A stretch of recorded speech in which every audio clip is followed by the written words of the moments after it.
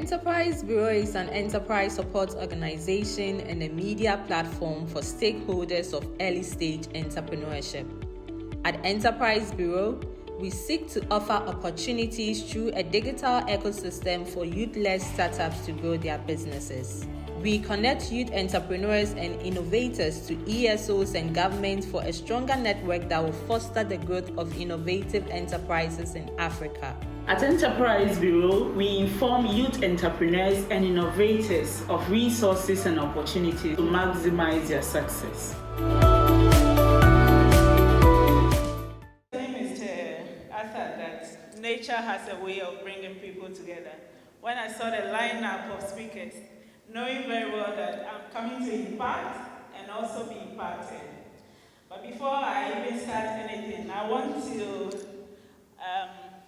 let you know that the person whose name I bear, the chief entrepreneur I ever know, my father is here with me, he's at the back, so I just want to give you that acknowledgement. Thank you. He started at the age of 15 and I keep learning from him. Okay, so I'm going to do a bit of teaching and I would like all of you to grab your pens and papers and at least put down something.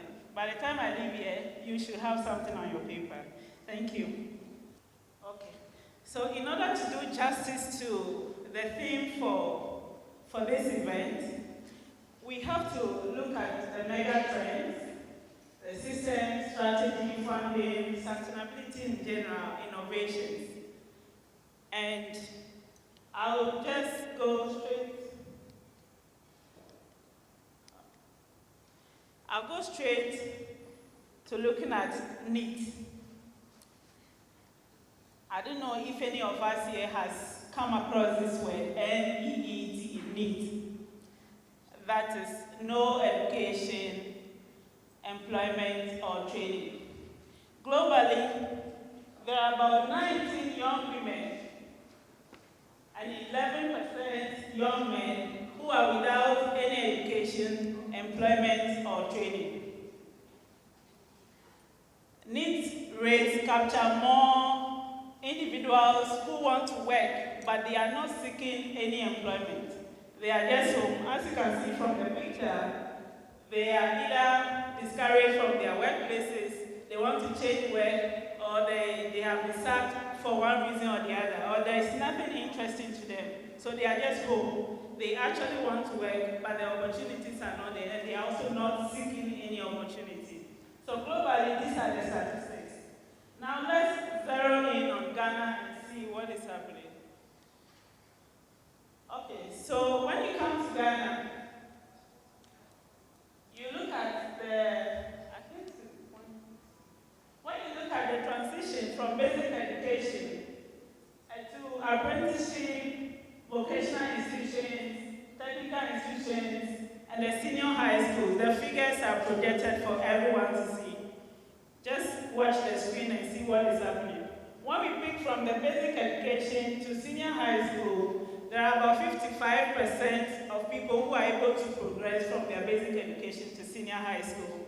And then from senior high school, the public and the private tertiary education, they are able to just pick about 29% of those people. So you can see that Ghana is hovering around 71% of people who are not having any education, training, or employment whatsoever. And that figure must be scaring us enough to rethink. If we are having all the education, and at the end of the day, we have this number of people who are sitting in the house and not interested in anything. These are people that cannot make any meaningful contribution towards the development of our nation because they have no voice whatsoever. They have no income to spend as consumers. They cannot invest either as savers. And these are people that we need to focus on. And we are having about 71% of them. Should we be thinking about re-education? The statistics is also showing that very soon the jobs in the market are going to be automated.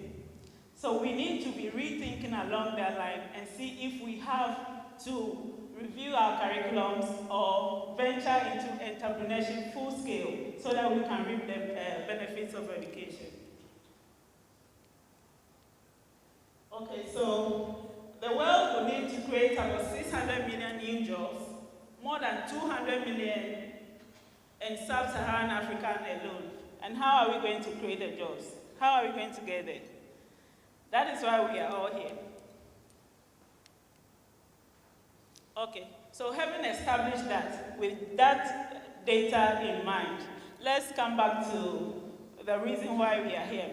When we hear the word entrepreneur or entrepreneurship, most of the times we think about some categories of people.